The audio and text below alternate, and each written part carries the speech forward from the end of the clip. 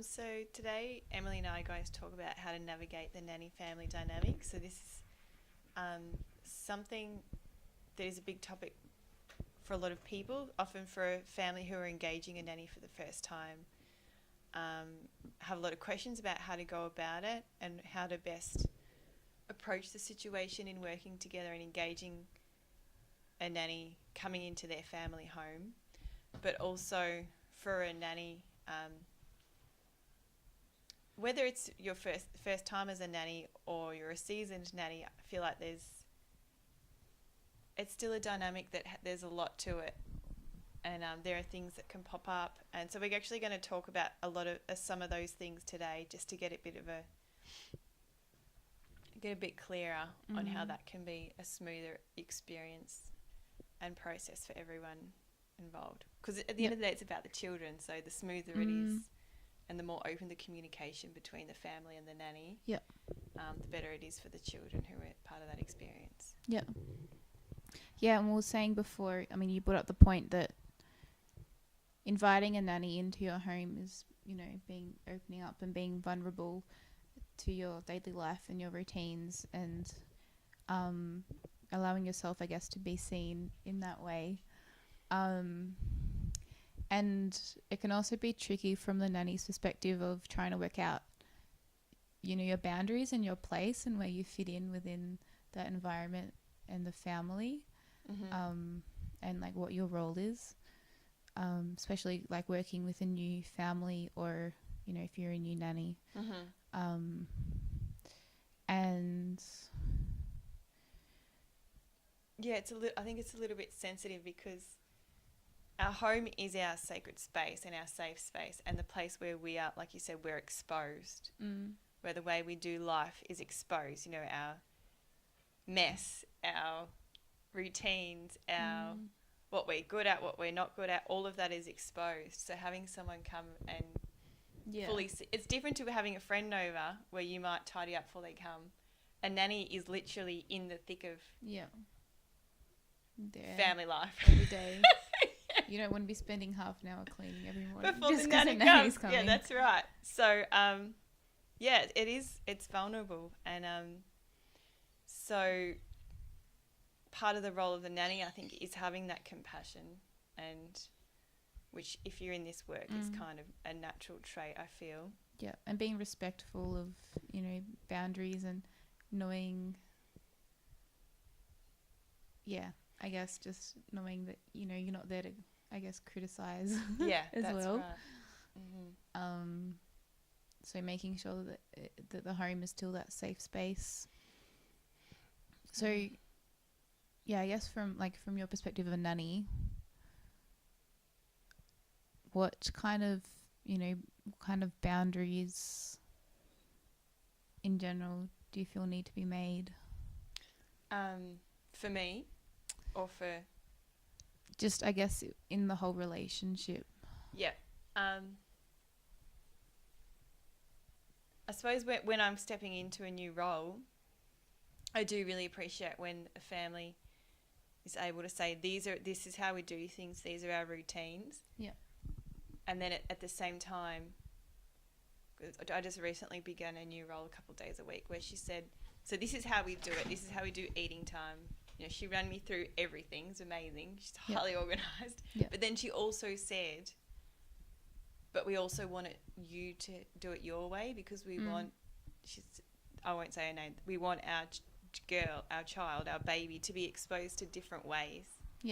So within the realms of respecting how, they like things to kind of be neat and tidy and clean. So within the realms of that, respecting their space and their home and how they like things to be, but still being able to, like, I'll take her outside and we'll sit on the rug and have the afternoon snack in the sun sometimes, because she loves being outside rather than, in the high chair in the kitchen. So I still kind of add my own little flavour because she's given me permission to. So it sounds like it's really important and really helpful to have that conversation with the family beforehand.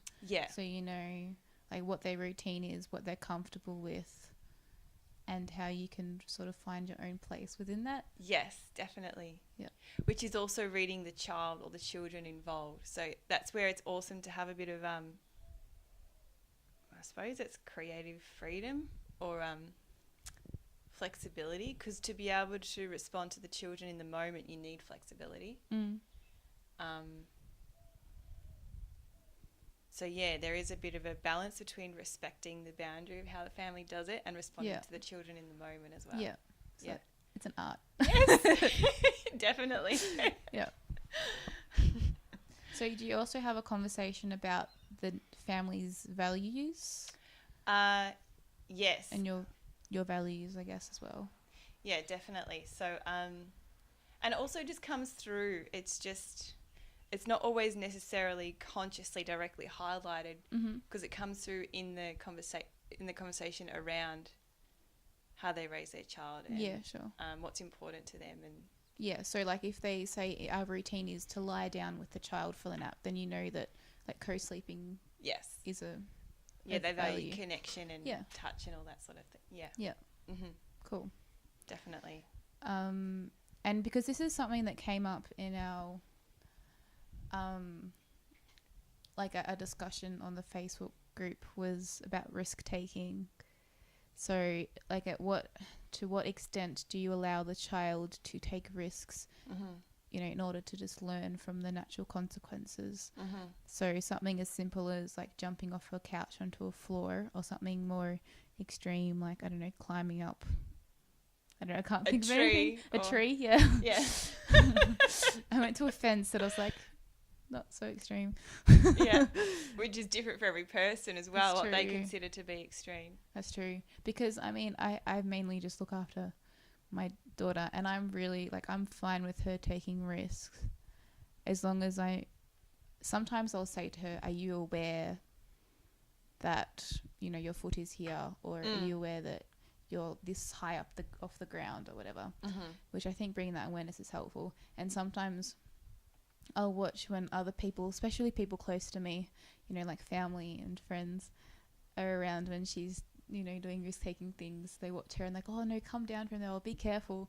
And so yeah, it's interesting to observe the difference between people's comfort level with that. Yeah.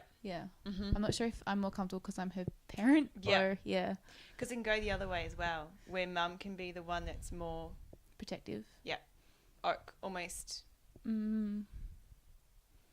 the mother's love can be a little bit inhibiting, in a sense, which is because that's part of the natural role, I guess, is to protect a child. But you have the awareness.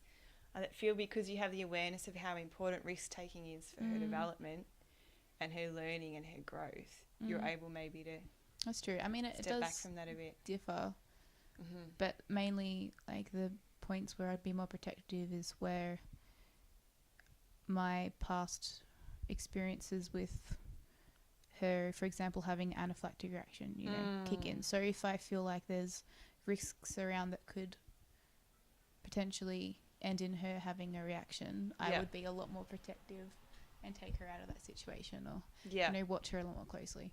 But yeah, I mean, I'm assuming that would be a very rare experience for, you know, mothers to have to watch out for. Yeah, that's a unique circumstance. Yeah. Actually, something that's kind of, I think, going into sort of mother-father dynamic, more traditionally, and even sort of the energetic role of the mother, or masculine and masculine and feminine, it does seem to be, and I see it because I've spent time in so many families, it does seem to be a common dynamic that mother's role is to comfort.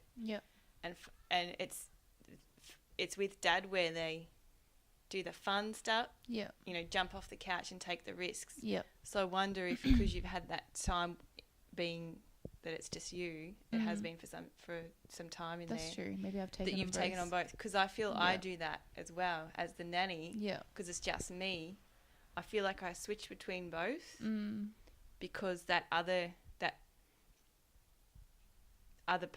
part's not present at that time. It's just me. Yeah, that's true.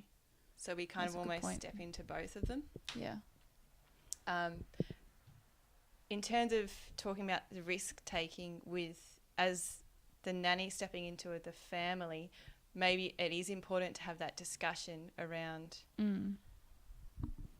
Yeah, have that as part of the initial discussion. Yeah, what they're comfortable with. So, I mean, with one of my families, it's pretty obvious what's okay, because when the mum comes home from work, she also does play and allows the risk taking and stuff, because she gets home and they all get excited and they jump off the couch and she's like totally okay with it. So I know.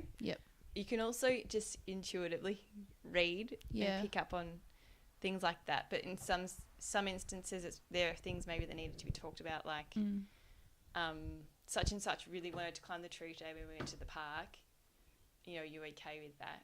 I wanted to let him. So even like that, like this is my feeling on his level of capability. How do you feel? How would you feel if I let him climb the tree? Next time. Yeah, that's cool. So sometimes it's important as well. So having that initial discussion, but also bringing it up as you go as well. Because it changes and shifts as they become more able. Yeah, that's true. And need to step it up. Yeah.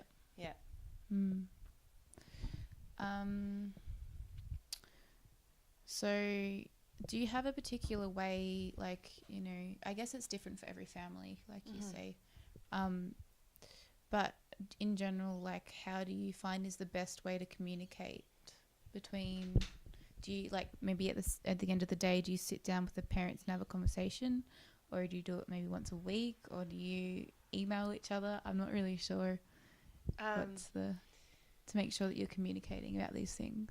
Keeping it open. A couple of ways. So with a couple of my families, there's actually a book that's out for the day where they've written notes of things that are going on, like, you know, at the moment where toilet training in the last few days have been like this or that. There's been some accidents, or there's not been, just so like, and this is what we've been doing, you know, to encourage. That's a good idea if the parents don't have time to sit down with you before they go to work as well. Yeah, definitely. And then it's a bit of an anchor into what's important at the moment as well for them, of what's going on in their life. And it's there for me to reread if I need to through the day. And then I'll add to it. So really key, this is with two families that I do this. It doesn't necessarily have to be an extensive like daycare. Just like a dot point. What times they went to the toilet and all that sort of thing. But I'll mention what time their sleeps were and how long, whether they had a bowel movement. Whether it was an eating day or they weren't very hungry that day. So that's one way we sort of can communicate, but also we just chat. I think it's just natural for me, I think, to just say this is how our day was, and if anything's important, it allows that opportunity for something to come up either way.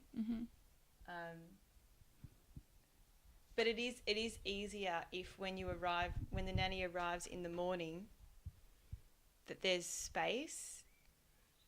So what I mean is, it's not like, it's hard. I've had jobs where I arrive at 8 o'clock and they've got to leave at 8 o'clock.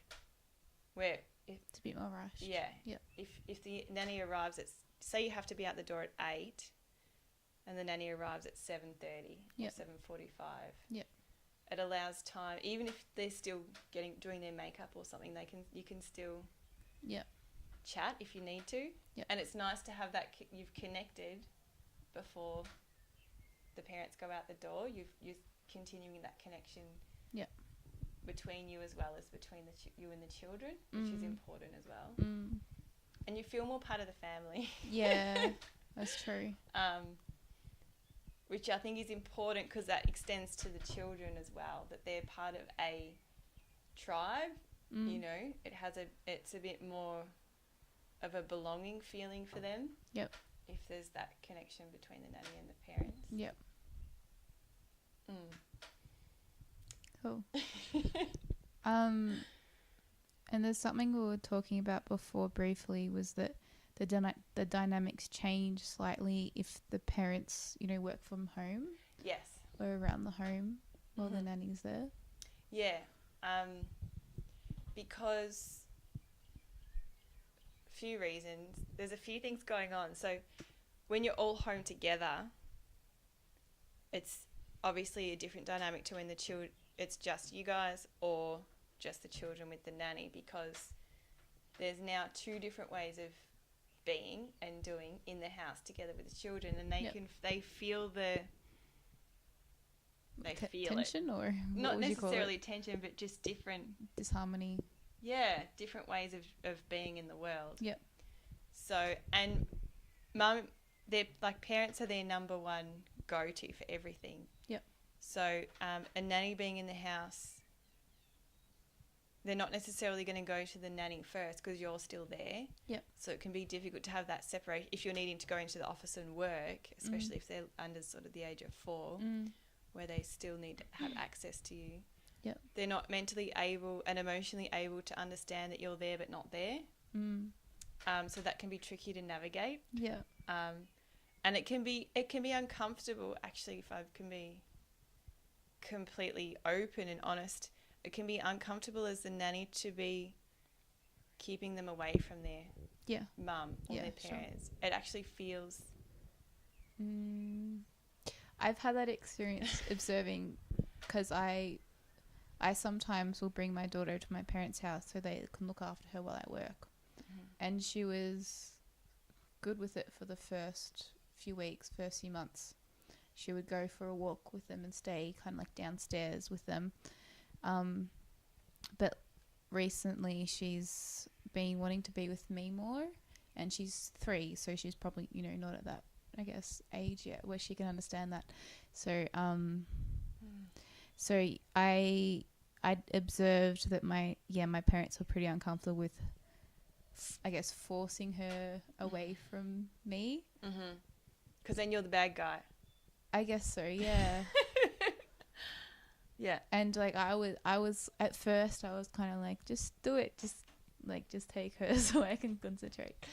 And I was also open to her, being able to come into the room, like come and say hi, or bringing her toys in and playing on the floor. And I told her,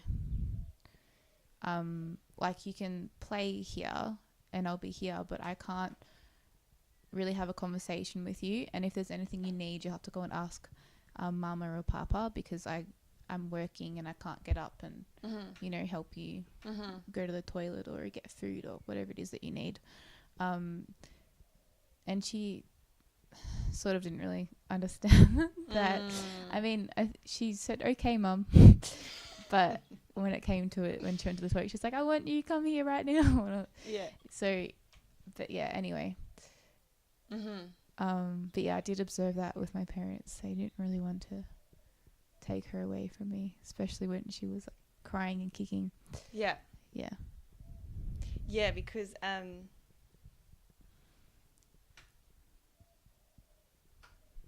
I suppose this is another thing though. I suppose every day and every moment is also different. Like some days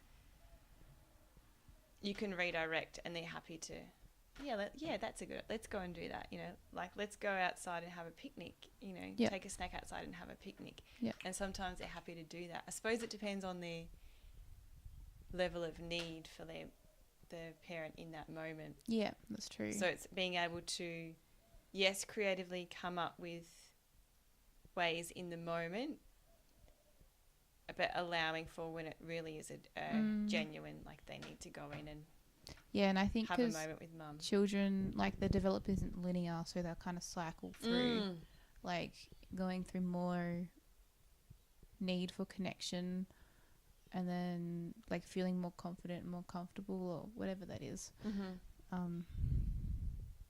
So yeah, like at the start she was sort of comfortable with being with my parents and letting me work, and then she kind of went up to a different stage, and maybe she'll go back down soon, I don't know. Yeah, because everything can be cruising until they have a developmental leap, and then it all changes for that period. Yeah, exactly. That stormy time. Yeah. So it's also allowing for that, I guess, in that dynamic, if the parents are working from home, allowing for the flexibility of the option. And that's probably actually something that's a conversation that is really important to have of what is the boundary. Like if you're working from home and you as the nanny are there with the children, having that discussion around if they want to come in, you know, are they allowed to come in? What's the boundary around that? Can they come in and say hi and then come back out? Yeah. And at what point do I need to come in and start encouraging them to come out? Come out, yeah. And are there days sometimes when they might just need to take calls outside, go elsewhere for meetings and calls that are important, particularly important, to minimise the potential for interruption. Yeah. Yeah, sure. Yeah. Cool. Is there anything else that we've missed we want to cover? Because I've gone through my list. Okay. You actually sleeping arrangements and eating habits, I think maybe they'd be good to talk about. So,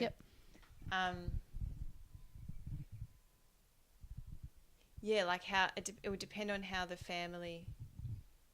So if they're at an age where they still have naps in the daytime, what's the routine around that? Whether you co-sleep or not, would the nanny co-sleep to get them into that space of being able to drop in and have a good nap? Yeah. Obviously, maybe it's something to just talk about.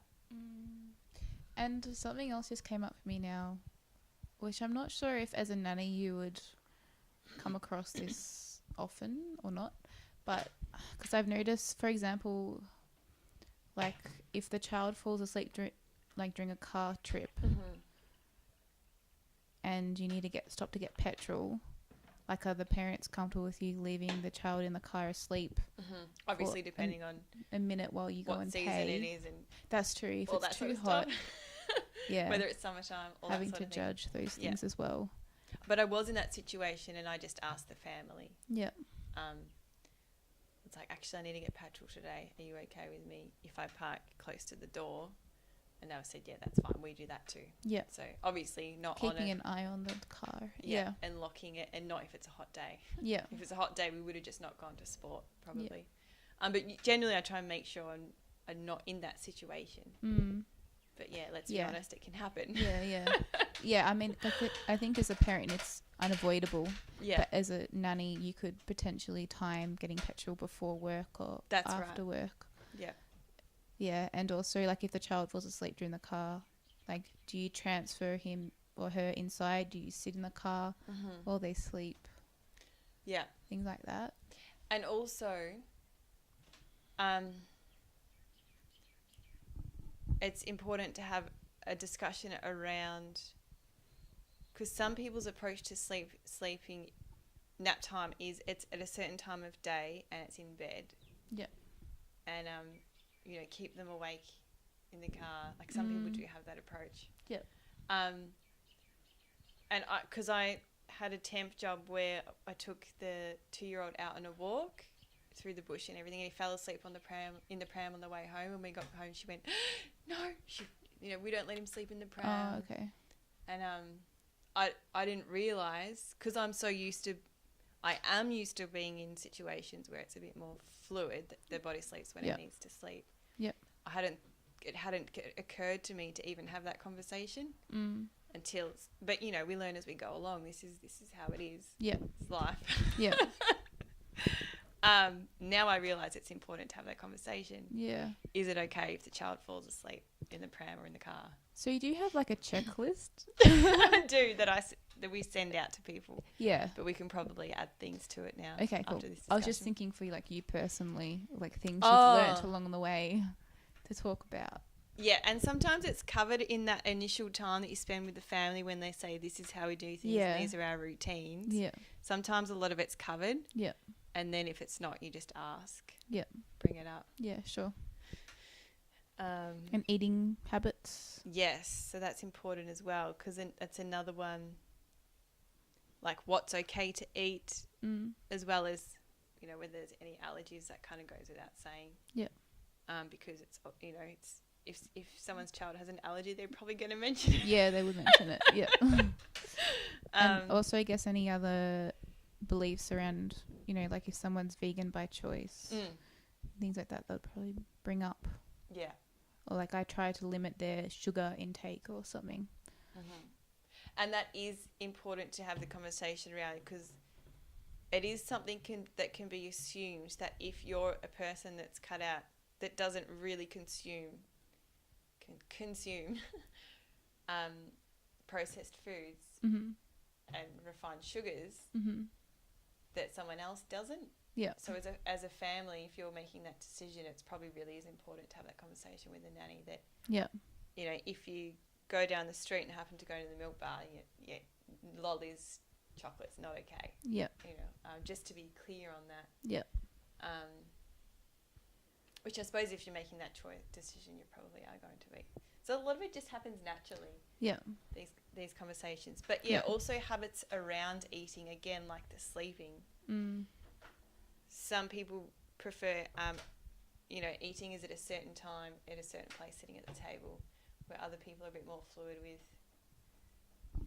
especially toddlers that are active and on the go, having food available, which is kind of what I do. I put a platter of food out and they can pick as they need to. And I guess it depends on how people are comfortable with having the mess and like hygiene and stuff, because I know some people don't want like the idea of having sticky fingers around and things like that. Yeah.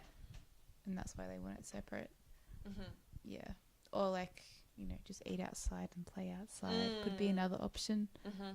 You don't have to clean up so much. Yeah. Yeah. Yeah, it's definitely important to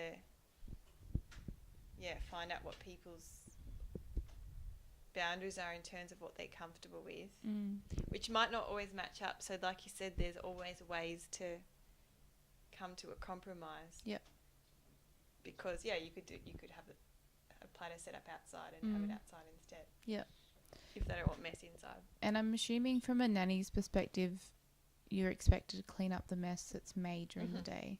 Yeah. So, because I know I have a friend who was a nanny for a little bit, and she found that she was expected to do cleaning on top of that because the house was often messy when she came in, and she found that really exhausting, and trying to find that boundary of that as well. Because I think she also felt like she had to help the family out by doing more.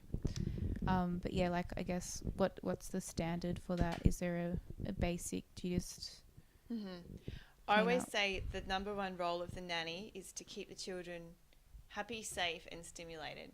Yeah. So their needs are met in terms of, you know, they're safe, they're happy, which, you know, they're not always happy, be able to hold space for them in a way where they come back to being happy. And stimulate, like they're getting what they need in terms of being stimulated and being able to take risks and all that sort of thing. And then beyond that, generally my approach is you leave the house how you found it. Yeah. And like I'll make sure all the dishes that we've used in our time are washed. Yeah. Or I might put on I'll kind of keep things ticking over if time allows for it, because every day is different with children. If there's a day where they need you more, you know, they're a bit more emotional storms than usual. They're sick, so they need more time, you know, here, more touch and more time being close. You're obviously not going to go and just leave them and fold a load of washing. Yeah. So depending on the day, but most days allow for just keep things ticking over. So which might mean, you know, putting on a load of washing, emptying the dishwasher, little things like that.